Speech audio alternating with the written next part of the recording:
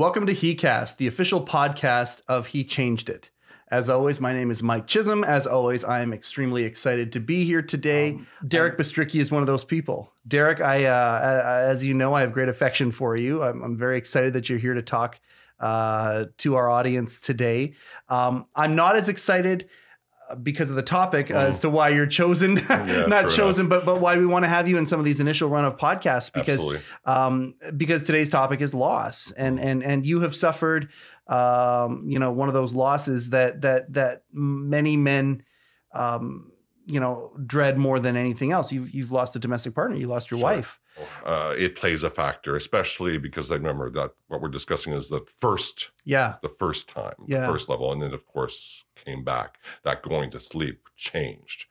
It was asleep for 5 years and then it came back, right? To the point that, I'm grateful. Yeah. I mean, it became part of our life, and I knew that, she could be gone anytime. So when she got better, we did a lot more things, right? You did. Yeah, I made sure. Our what kind of things? What kind of things? It was always that monthly getaway, just me and her, right? Yep. Just to 2 days staycation, something. Go. We're taping this in Kelowna, British Columbia, but I mean, so there's smaller communities called Salmon Arm, and just go there for 2 days. Go to a cabin somewhere. Go on a lake somewhere. Go. Exactly. Okay. Yeah. Yep. And just be tourist, and that would be kind of a routine monthly, right? And then one big vacation, which is yearly, but we just did things like that.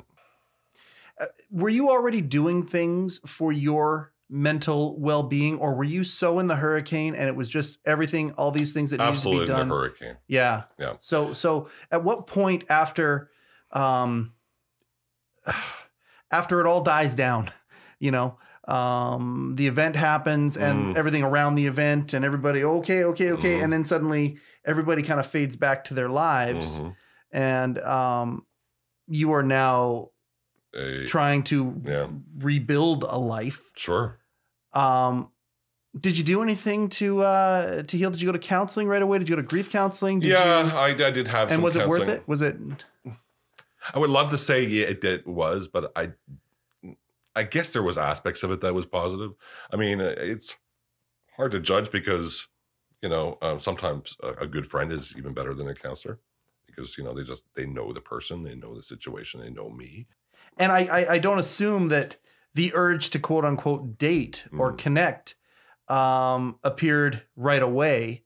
Or did it? Because I mean, we talk about, guys have these physical needs, and I mean, your whole life's in chaos at that point. You hear about people who go through breakups and then they immediately date somebody else. They call the rebound, right? That kind of a thing. Sure. Is that what it felt like? And also it'd been so long since you'd even considered dating. Absolutely. Decades. It's okay, well, has it all changed? Is it the same? Are these the types of things that were going through your... These are all the things. And of course, immediately, the one thing that's missing because of the quiet, and for a widower, and I'm sure it's the same for a widow, is emptiness is who is going to be that companion? I need someone around me. You're just so used to it. Yeah. At the same time, you have the other side, which is grief. And that is a part of loss. And grief is seriously heavy. It's an emotion I can describe it in details, and you can read it and beautiful and everything. It's the type of thing that you don't know until you know. And in that first year, everything set me off in grief because it was my purpose was Brandy. Everything was Brandy. I mean, this is my purpose in life. I do things for Brandy. I guess one of my questions, you're fresh meat, you're back on the market again, whether you want to be or not. There's obviously some people who think you were back on before you gave yourself permission to be. Yeah. Did you actually have to have a moment where you said, okay, yes, I am back on the market? Or was it still blurry? Like, were there some days where it's like, and then it became no? It really took, and this is really important in terms of anyone with loss. It does get easier.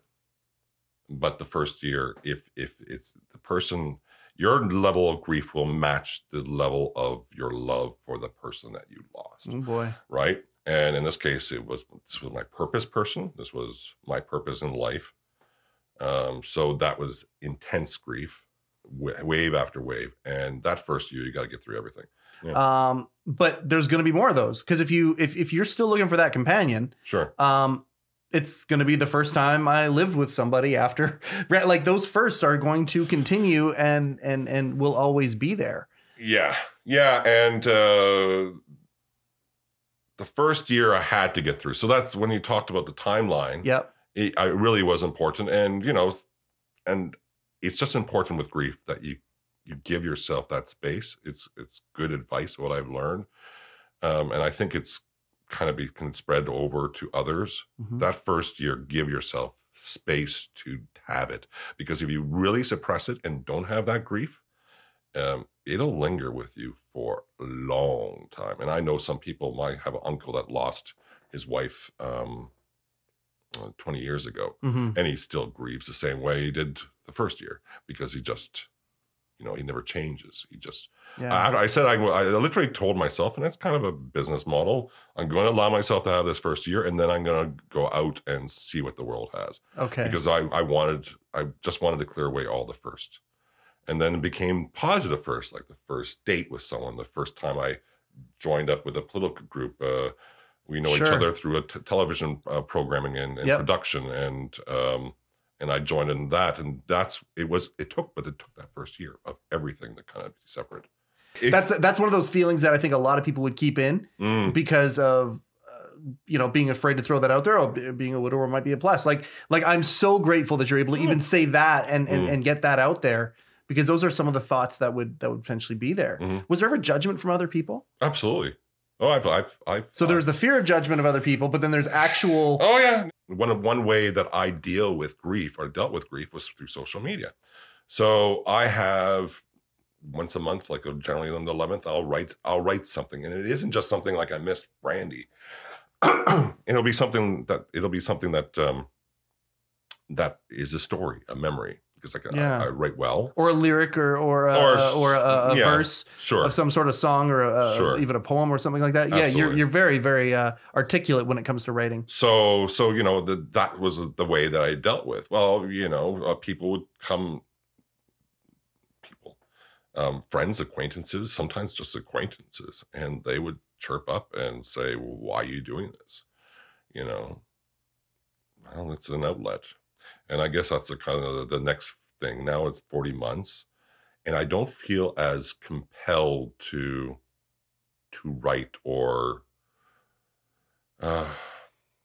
it isn't as necessary. It was almost a necessary kind of paint, like being an artist and just to kind of express. And sometimes if you can do it through social media, it felt like I'm talking to someone, because oftentimes, especially in that first year, 95% of the time I was by myself. Did all things in my life all by myself.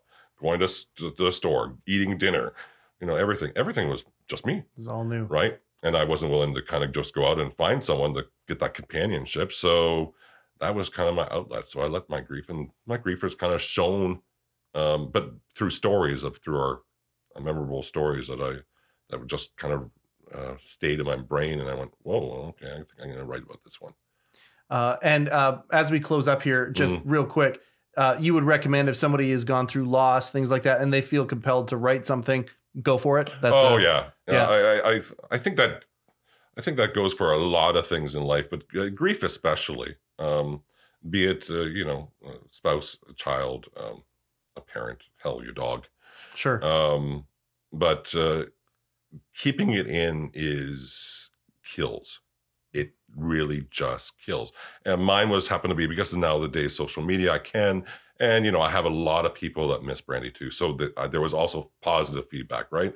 With all these, because there's a lot of people that miss her as well, because she had many friends. We had, we're a couple, right? So, so writing it out in a journal, doing anything that allows you to just be. And certainly, like I said, the first piece of advice is give yourself time in terms of allow yourself to grieve, because if you do let it and let it out and allow that first year to kind of go by, it makes the second year easier, the third year easier, the fourth year easier. I am very grateful for you opening up and doing this. I appreciate the fact that you've even felt hesitancy as you came into the studio here. Absolutely. Am I doing the right thing? Yeah. You would never know that you haven't really talked about this. And I know that, that in the app, as this community starts to grow and as it starts to bloom, I know you're going to be supporting people in there and people people who may not have, we're trying to change the word, we're trying to change the phrase man up. Mm-hmm. You know, man up has a connotation of oh, just stop crying, you're fine, you know, kind of a thing. We're trying to say that the idea of manning up is actually admitting, holy shit, I got a problem. I need to talk about this. And as people man up within the app and do that, I know you're going to be there for them. And we appreciate that very much. I appreciate this. I know this won't be the last time that we do this. Derek, thank you for sharing, a part of your journey with Brandy. And we look forward to hearing how it continues, how it progresses, and any insights that you get. Please come back and share them with us. I'll be happy to. Thank you very much. Thank you, Mike. So for heCast, the official He Changed It podcast, I am Mike Chisholm. Thank you very much. We'll see you next time.